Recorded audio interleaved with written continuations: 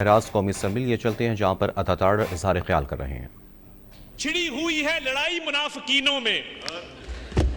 जनाब deputy speaker, आज जहां पे बहुत प्रचार किया गया, बहुत तकरीर की गई ऑनरेबल लीडर ऑफ ऑपोजिशन की तरफ से, ये जो डेथ टोल है अलेजिडली, ये डेथ टोल है या कोई पंखा है जो चल रहा है जिसमें कभी 1600 बंदे मर जाते हैं, कभी 1200 मर जाते हैं, कभी 400 मर जाते हैं, कभी 200 मर जाते हैं, आज मौसूफ 13 पे आके टिके हैं।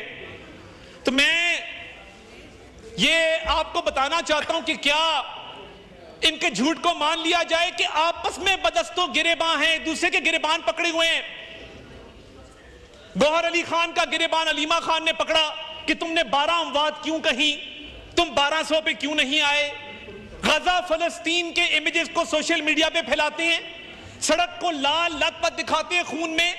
मुल्क से बाहर बैठे इनके नुमाइंदे जो पैसे लेते हैं गैर मुल्की एजेंटों से, वो पूरी दुनिया में घूम रहे हैं कि जी पाकिस्तान में मैसेकर हो गया, इस्लामाबाद मैसेकर। मिसिंग पर्संस का प्रचार करते हैं। मुझे बताएं, इन्होंने कोई दरखास्त दी है मिसिंग पर्संस के हवाले से किसी मिनिस्ट्री को, इंटीरियर को या लॉ को? क्या आजम नजीर तारड़ साहब ने अभी जो एक ओवरऑल हाई कोर्ट की डायरेक्शन पे मिसिंग पर्संस पे मीटिंग की, एक भी नाम उमर अयूब साहब ने लिया? उमर अयूब साहब किस सिस्टम के बेनिफिशियरी हैं, किस दादे के पोते हैं कि रोज खड़े होकर यहां पे मुनाफिकत करते हैं, किरदार कुशी करते हैं, इदारों की बात करते हैं? शर्म आनी चाहिए। जिस इदारे ने उमर अयूब को इस काबिल किया कि वो हाउस में खड़ा होकर तकरीर कर सके, उसी इदारे को बात करता है। इसको शर्म नहीं आती, इसको कोई हया नहीं है, इसको पता नहीं है मैं किस इदारे की बात कर रहा हूं। जनाब स्पीकर, आज जो केपी के हालात हैं, मुझे बताइए कुरम में लाशें क्यों गिरी? कुरम का अमन किसने खराब किया? ये इस्लामाबाद पे धावा बोल रहे थे जब कुरम में लाशें बिछी थी।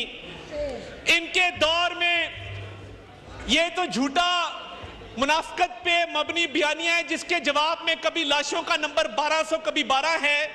क्या साहिवाल में जिन बच्चों के सामने उनके वालिदैन को गोलियां मारी गई थी बानी चेयरमैन पीटीआई के दौर में, उनको ताजियत करने के लिए 8 क्लब रोड लाहौर में बुलाया गया, वजीर आला सेक्रेटेरिएट में दुआ की गई उन बच्चों से जिनके वालिदैन के सीनों में गोलियां मार के उन्होंने उनको शहीद किया था।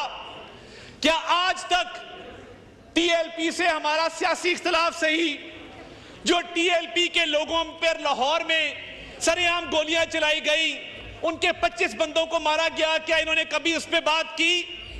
क्या मुल्तान के कासिम बाग के जलसे में भगदड़ मचने से जो 25 लोग इनके अपने शहीद हुए, बानी चेयरमैन पीटीआई तकरीर फरमा रहे थे और सामने लाशें पड़ी थी, क्या उनसे ताजियत की? आज इनको लाशें नजर आ रही है, मैसेकर नजर आ रहा है। बैठे हैं कासिम गिलानी साहब, पूछिए आप इनसे, क्या मुल्तान में भगदड़ मचने से लाशें नहीं गिरी थी? ये बात करते हैं यहां पे आके। और जो मुल्क से बाहर भी कैंपेन चल रही है, उसकी फंडिंग कहां से हो रही है? मुल्क के खिलाफ, रियासत के खिलाफ, इदारों के खिलाफ। आज बहुत अफसोस हुआ कि अपनी बात करके चल दिए और उसके बाद अगलों की बात करने का क्या हक नहीं है? क्या इनमें इतना हौसला नहीं है कि ये बात सुन सकें? जनाब डिप्टी स्पीकर, ये वो लोग हैं जो बंद दरवाजों के पीछे आके, बिल्कुल ठीक कहा ख्वाजा साहब ने। एक मिनट मिनिस्टर साहब, आप अपनी सीट पे आएं और कोरम पॉइंट आउट करें।